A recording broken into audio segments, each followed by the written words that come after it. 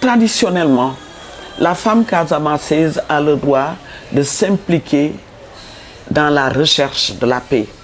Quand deux communautés sont en conflit, la femme traditionnelle casamançaise, si elle se met entre les deux belligérants, la guerre cesse automatiquement. J'ai vu la femme casamançaise à l'œuvre et j'ai entendu plusieurs fois l'abbé Diamacoune Senghor, qui était le leader du MFDC, que j'ai interviewé et invité dans des émissions.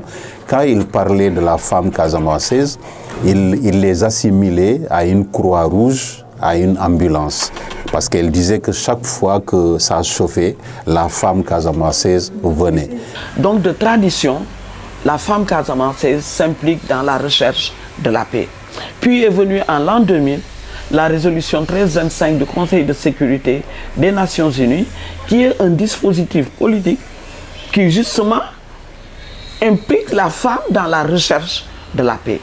Aujourd'hui, on parle de résolution 1325, mais la femme casamançaise a devancé la résolution 1325 parce qu'on la voyait partout où ça chauffait, même avant le conflit. Dans les communautés, il y a beaucoup de conflits entre villages, entre éleveurs et agriculteurs. Donc voilà, sur tous ces fronts, les femmes ont été toujours présentes. Il a fallu l'implication des femmes des bois sacrés pour que la solution soit trouvée.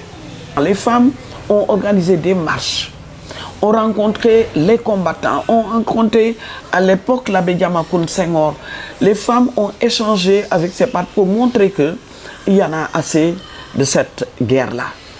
Donc c'est vrai que les femmes font la paix parce que dès que c'est chaud, même dans le foyer, c'est la femme qui se lève pour aller gérer les problèmes. Les hommes, ils sont ailleurs, ils sont entre d'autres préoccupations. Et ça, c'est vrai. Moi, je conforte cela que les hommes font la guerre, les femmes font la paix.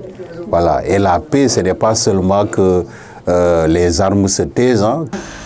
La paix, c'est se sentir, c'est d'aller et de venir librement chez soi. La paix, c'est avoir une sécurité intérieure. C'est de sentir la paix à l'intérieur de soi-même. La paix avec ses voisins. La paix, c'est cela pour moi. La paix, c'est pas le silence des armes. La paix est plus que cela. C'est se sentir soi-même chez soi.